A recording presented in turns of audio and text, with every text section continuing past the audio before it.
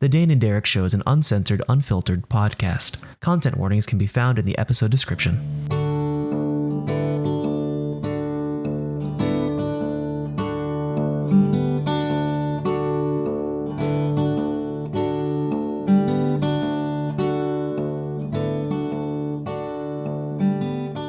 Hello and welcome to the Dane and Derek Show, a Force-sensitive podcast where we do not endorse deathsticks. I'm Benig-Aiello, a Jedi Knight, and with me as always is my buddy Dane Fogdahl. Hi, I'm Dane. I'm feeling like, I don't know what I'm feeling like. Maybe a smuggler today. I've got a smuggler vibe. I'm feeling it. Very cool. Very cool. You know, nothing wrong with smuggling some goods, so long as you're not smuggling death sticks to the kids.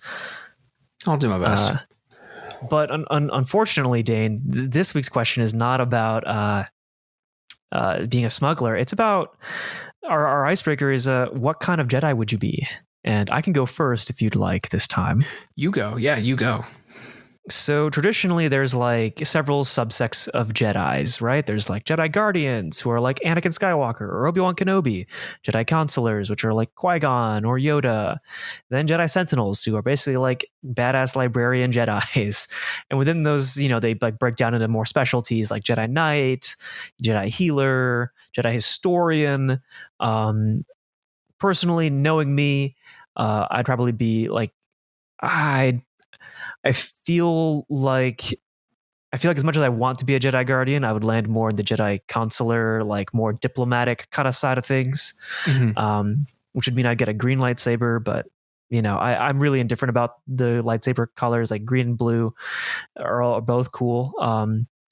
But I think the most interesting part of the Jedi mythology is like the Jedi Historians that are very rarely talked about. But that's another topic for another episode, not related to this one. Dane, what kind of a Jedi would you be? Or Sith, because I know you're partial to that. I'm not really partial to the Sith. I'm just partial to the dark side. Not even partial to the dark side. I'm just not partial to the Jedi conceptually on some level, and we're gonna get into that today. We're gonna get into that. So you're a real Qui-Gon Jinn then. You're a real Qui-Gon Jinn stan. Yeah, I'd kind of land in like.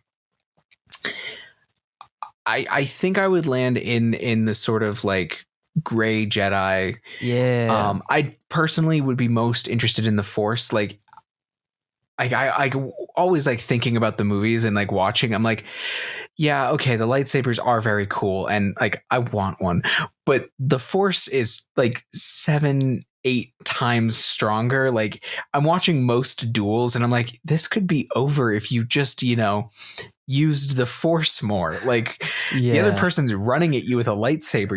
You could just like push them away. Like, I mean, so like, I think personally, like I do the gray Jedi thing and dedicate myself more to learning to use the Force itself. Nice. So, you know, we've got Qui-Gon Jinn, Ahsoka Tano, and Dane Fogdahl. The only three great gray Jedis in all of Star Wars mythology. That is where I'd land. Those are my peeps. But let's get into the prequels because there are like our last episode. I like right between recordings, I told you this. I was like, I love the original trilogy, but I don't have like huge opinions about it. Like all of my opinions are for the prequels and the sequel trilogy. And honestly, for the extraneous, not extraneous, but like the extended advanced lore, the legends, the extended universe, all that good stuff. So I'm really excited to get into the prequels because the prequels are by far the most maligned bit of Star Wars, if you ask me. And like kind of universally, like the sequel trilogy has its like defenders, like it does. And it's like severe hate, like people who hate it. Right. But like the people who defend the prequel trilogy tend to be like, yeah, they're bad, but I still enjoy them. Okay. Like back up, like let me have this, you know, like it's less like, like they don't try and defend the films themselves. They try to defend their enjoyment of the films, if that makes sense. So like, here's my question. How do you feel about the prequels? Just a few sentences, like briefly. The behind the scenes are my favorite part. Fair enough. That's how I feel. I mean, that and I mean the other sub television media that comes out of the prequels, but that's not really the topic of discussion. True. Yeah. I don't know. I'm pretty. I think in a battle between the prequels and sequels, I would probably pick the sequels, which is not necessarily that much better, but hey, you know. Right. We're gonna get into some interesting shit with the sequels because I like them more than you by a lot. So that's gonna be interesting. But we'll get there. Very interesting. My feelings on the sequels are, first of all, Attack of the Clones is a nightmare. Like it's a hot mess. It is. Everything about it is bad, basically. Like last time we were talking about like some of the like toxic masculinity, the kind of like not great like views on men from the original trilogy. Yeah. Attack of the Clones takes that to a whole other level. Like Anakin and Padme's like relationship in Attack of the Clones as presented in Attack of the Clones is deeply disturbing, like creepy. And so like Attack of the Clones weighs all of it down for me. Like it's two redeeming features. Like literally the two is the Colosseum thing where there's just a million Jedi because that's like neat and we'd never seen it before. And also Anakin wielding two lightsabers, also kind of neat. Everything else is a nightmare. Phantom Menace is not as bad as you think, like by a lot. It gets most of the hate because Jar Jar, it sets the whole thing off, and midichlorians is kind of like dumb and we didn't need it. But otherwise, if you watch Phantom Menace, it kind of holds together best of the three, if you ask me, because it's not the hot mess that Attack of the Clones was, and it's not sitting on top of the weakness of two previous films trying to find some way to put a bow on all this, right? Like Revenge of the Sith. So it kind of just gets to tell its story. I honestly think the worst thing about a Phantom Menace, really, outside of like the extraneous things, is the fact that it's not entirely clear who its main character is, and because of that is just kind of weak. And so my feelings about the prequels kind of come down on the fact that the concepts of the prequels are all really good. Like if you abstract it and forget how poorly it was executed, the concept that Darth Vader originally fell to the dark side because he just wanted to save the woman he loved, and it twisted him and turned him evil, all the while the Emperor was slowly like destroying, using like the grinding gears of politics to convince people to follow him, like, you know, real fascist leaders do. Good. These are good ideas. Like that's good ideas, right? Like, yeah. And then it's just so horribly executed. And so, yeah, exactly. Yeah, it's all flaws in execution, like to a T. Like the writing is bad, the acting is bad. Like Ewan McGregor is, and like Liam Neeson, you know, there are Samuel L. Jackson. There are great actors in those films, right? Like they couldn't save it. They couldn't save the dialogue. Like, and they tried, you know, like, and so here's the one kind of interesting thing that I kind of take away from the prequel trilogy. And I'm not sure this was intentional, right? Like I'm genuinely not sure this was intentional. And so I'm not sure how to feel about it. The Jedi suck. Like that's the thing I take away from it. And I think it's really interesting. Like they're presented as the good guys, but really they're just this like kind of bloated, constrictive, self-masochistic, is that oxymoron, self-masochist? Anyways, and like kind of bad institution, religious institution.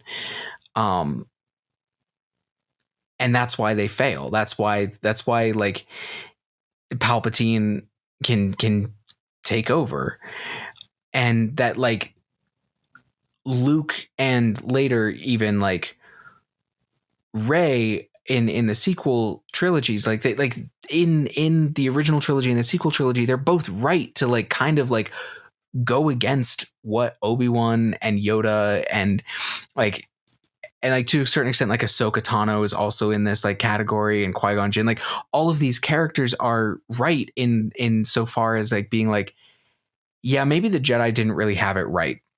Like the dark side seems to turn you into a serial killer, basically. So that's clearly not the answer. But maybe being this like constrictive and repressive religion isn't a good idea either. And I think that's an interesting concept. But I don't know what you think. But I don't know if that was what everyone was going for. Or if like that, or if you like that concept. So I've talked for a hot second here. Yes, I think that the issue here, right, is that they're supposed to be this like almost Buddhist order, right? But they're not portrayed. They're portrayed more like the Catholic Church than they are Buddhist monks. Fun fact, though, working for a legit Buddhist institution, there's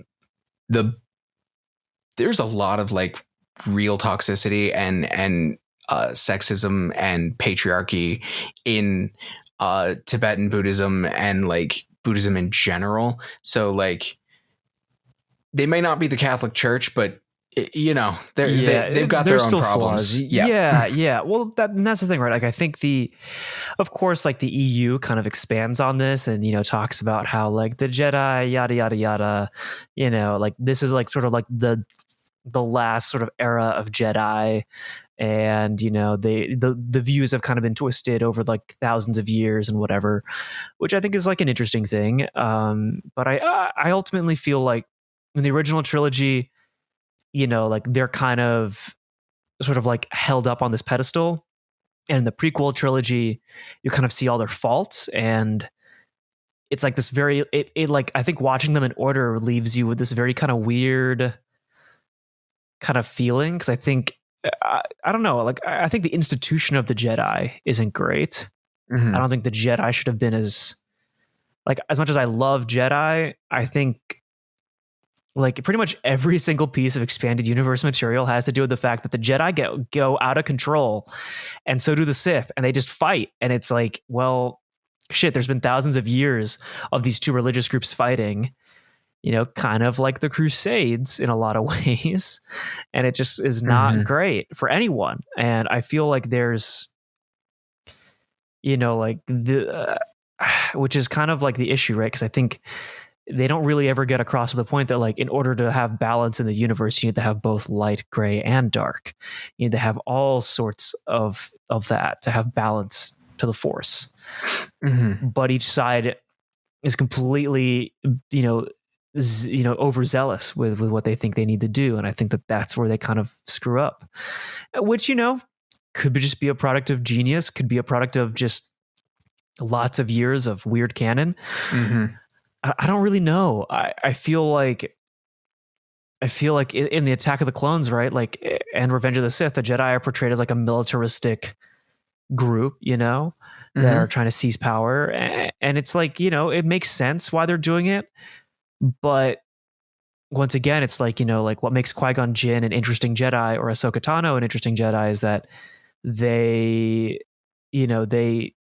gray Jedi. So they see in the present.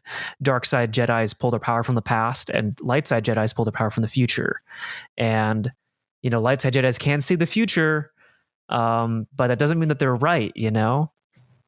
Like, Obi-Wan is constantly telling Luke that you have to confront Darth Vader, which Obi-Wan interprets as you have to kill Darth Vader, which is, that's not at all what it is. Right. And same goes for the light side, like in the prequels, like they all see Anakin's potential, and they all see what could go wrong, yet they all, and they do things that ultimately spell their doom because they betray Anakin in a way, all because they fear his power.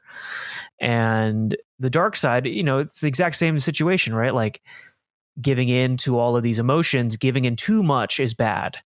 And that's sort of where like the Clone Wars TV show like explains and goes into a lot of these sort of nuances of, you're supposed to grapple with both sides of it, with both light and dark. You're not supposed to be without one or the other. But of course, the movies don't go into that. So you just kind of get this like kind of weird, it's good versus evil, but the good guys are kind of evil and the bad guys are kind of good.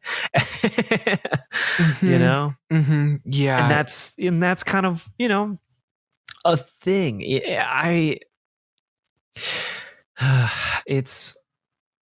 kind of Games of Thrones itself, It kind of Games of Thrones is itself. Yeah, the prequels super do, and there's,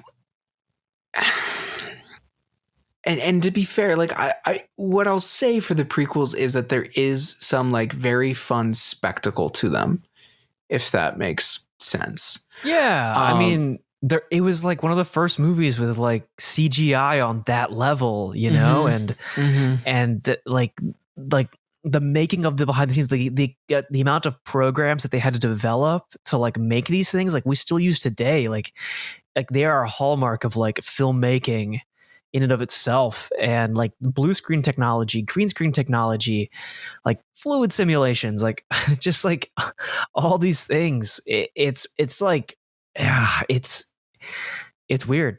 It's awesome, but it's weird. Yeah. And I mean, like there are some people are like, the prequel duels are silly, like I don't, the duel of the fates between Maul, Qui-Gon and Obi-Wan, that one feels pretty grounded to me and feels pretty balanced. And like, as opposed to say Anakin versus Obi-Wan at the very end of Revenge of the Sith, there's something a little silly about that, like how crazy it is. But on the other hand, talking about behind the scenes, they really did that level of choreography. Like I gotta hand it to Ewan McGregor and Hayden Christensen. Like, holy shit, guys, that's wild that you managed to do that. Like that's insane. Like, like that's ridiculous. Like, like the CGI of the lava and all that isn't there, and that like the sets were only so much, but like all of that wild like spinning blade shit, if you watch that duel again, they really did that, and you should be kind of excited and as silly and over the top as it is. It is fun. Like General Grievous breaking his arms apart into 4 lightsabers. It's very fun. It's silly. It doesn't really make sense, but it's fun. Like I think that's one thing that is I kind of can hand to the prequels is like it is kind of fun in a way that the original trilogy and the sequel trilogy never are.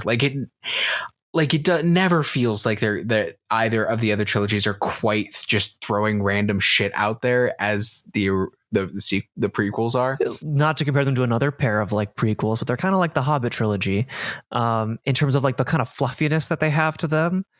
And they're also they're a lot more closer to like what like Flash Gordon was, or like definitely and I think that's really interesting, right? Because George Lucas had so much creative control over these movies, and considering these were some of the first like digital films ever shot, like the amount of digital effects done to make them sort of like this hyper space adventure versus a space opera. I think it really shows how much George Lucas wanted it to be Flash Gordon versus what the original trilogy was, Yeah, what I'd kind of say is that the original trilogy is almost a like synthesis of what all of George Lucas's like sort of like inspirations combined with basically all of the other creatives around him kind of tempering him into creating something new, right? Like new out of the parts of the old. The prequels sometimes feel like, you're right, like it feels very Flash Gordon, like very much that he was just like, and here it is, like here's everything.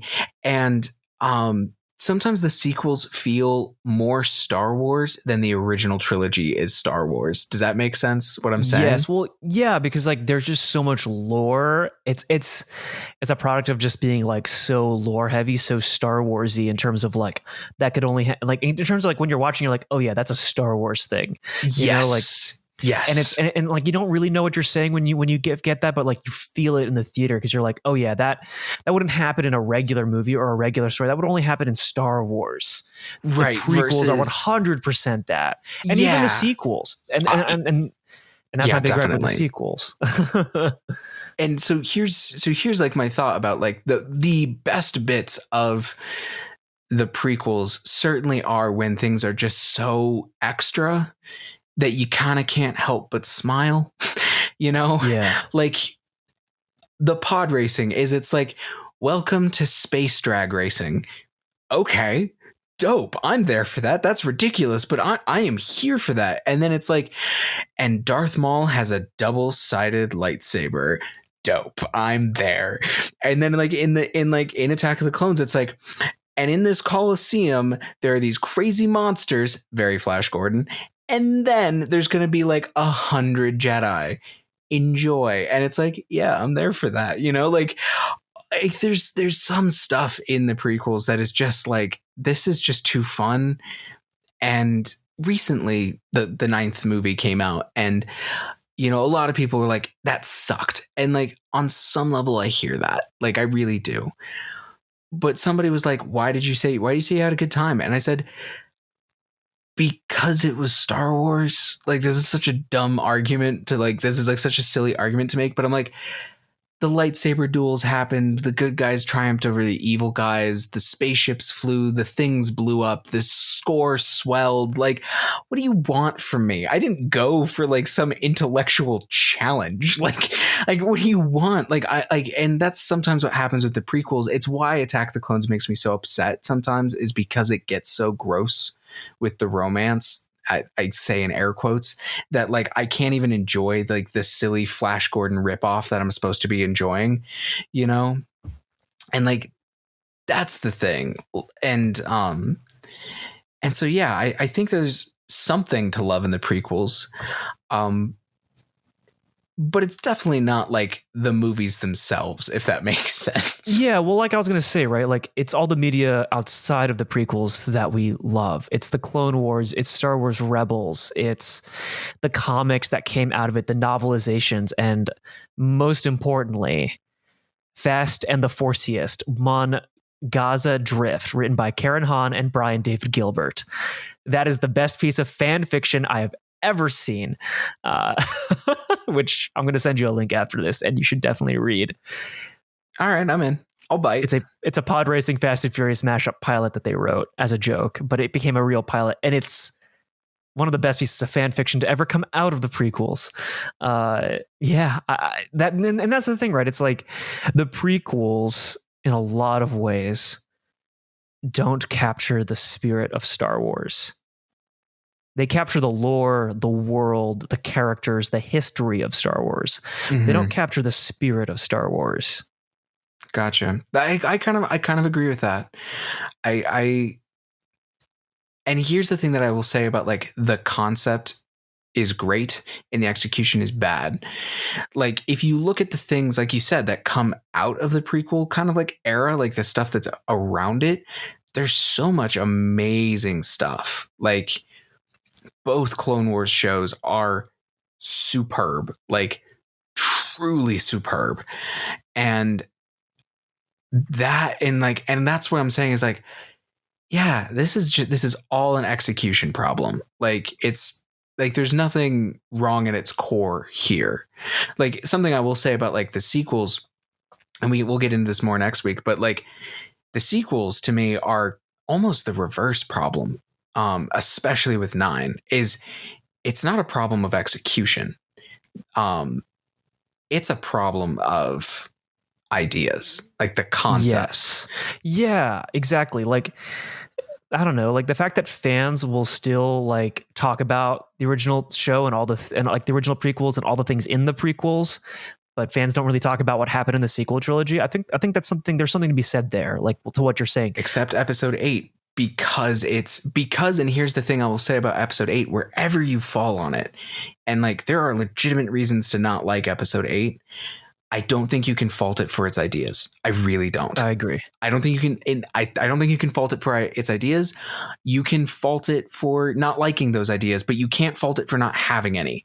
Whereas I think 7 to some extent and 9 for sure, you could definitely fault for being like, you guys had a lack of an imagination on this one. Like, don't get me wrong, very cool. This is very cool to watch, but like, like as opposed to say like.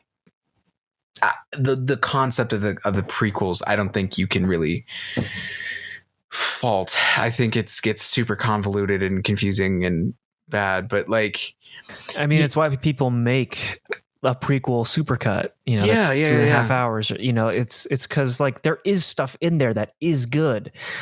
It's just kind of weighted down by an awkward romance, too much history, too much contradiction, and just way too many lightsabers. And on top of it, like that, like the flaws that like they don't have to be flaws, right? Like if you watch the Clone Wars show, and we should probably call this very soon because we're starting to like branch off into other things, but like the Padme Anakin romance works in the Clone Wars. It does. And it's still like, you can still see the flaws and the problems caused by like Anakin not dealing with his shit, like, but without it being like terrifying and creepy, like it didn't have to be the way it is. And that's something that's very disappointing. But yeah, I begrudge no one who enjoys them. Not an ounce. Yeah, well, I mean, like you said, there's good ideas and there are things in it that are good. I will say, I will begrudge anybody who says Attack of the Clones is their favorite Star Wars, though, because I'll be like, have you watched it? That's creepy. That's gross and creepy. I really will. That is the only Star Wars film where I'm just like, we really could have done without this one. Like that one could just we could shovel that one out the door. Completely, like that one's fine. Not a big loss here. Yeah, well, I think, real quick, do you have a favorite moment in the prequels? Duel of the Fates is an easy one, partially because the score is so good, and also just because it's a very fun duel, and the intercut between all three parts of what's happening is actually really excellent. But also the opening to Revenge of the Sith. The space battle. The space battle is actually very cool. And again, the score is really good. It's very warlike, and I really liked that. Like they somehow managed to make John Williams managed to make the theme of the Force, which is normally so mystical and like almost a relief when you hear it, sound ominous in that opening score. And I was like, oh, that's cool. Like even as like an 8-year-old child, I was like, oh, that's ominous, man. Nice. Like, and like that whole sequence goes through. It's, there's a lot to actually, I think, love in the opening sequence of Revenge of the Sith, in kind of the same way there's a lot to love in the opening sequence of Return of the Jedi. It's a little disconnected from the rest of it, right? Like it almost feels like a separate adventure before we get into the real film. Which I really like. What about you? So I really like I'll get the goofier one out of the way first. When I saw Attack of the Clones in theaters, I remember everyone in the audience standing up and cheering when Yoda came out and fought Count Dooku. And I remember not being able to see what was going on in the movie during that fight. But I think that was like the first time we saw like Yoda in his prime, like kicking ass. And I think people loved that. Also, Christopher Lee as Count Dooku is an incredible casting choice. Mm-hmm, like you had mentioned, great casting in these movies, but they couldn't save it. But I think like, I honestly really love the end of Revenge of the Sith. Not the Darth Vader no part, but the part where Obi-Wan gives baby Luke to Owen and Aunt Beru. Oh, that's pretty good. Yeah. And it's like a callback to the Twin Sunsets as Obi-Wan kind of like leaves. I really like that. Just because like there's something like really hopeful in that particular scene about the future, and I think like leading into 4, it's like a great transition. I would agree with that. I would totally agree with that. That is, I guess, I feel like if we didn't have a time limit, we could just talk about the prequels all day and the subsequent other material. But that's why you're going to come back next week and the week after, because we still got 2 more episodes of our Star Wars month. Just get ready for the sequel to this episode where we talk about the sequels. That was a terrible pun. You're good. I'm with you. Yeah. It is what it is. I feel you. Well, with that, okay, everybody, I hope you're watching all the Star Wars content that is coming out this month. We'll catch you next week. You can see what movies I'm watching on Letterboxd. And Dane, where can we find you in the galaxy? You can find me at Dane_Fogdahl on Twitter, and you can listen to my podcast, Diceology, which is an actual play show. It's spelled like the science of dice, on iTunes, Stitcher, or Spotify. Thank you very much for listening, and may the Force be with you. Catch you later.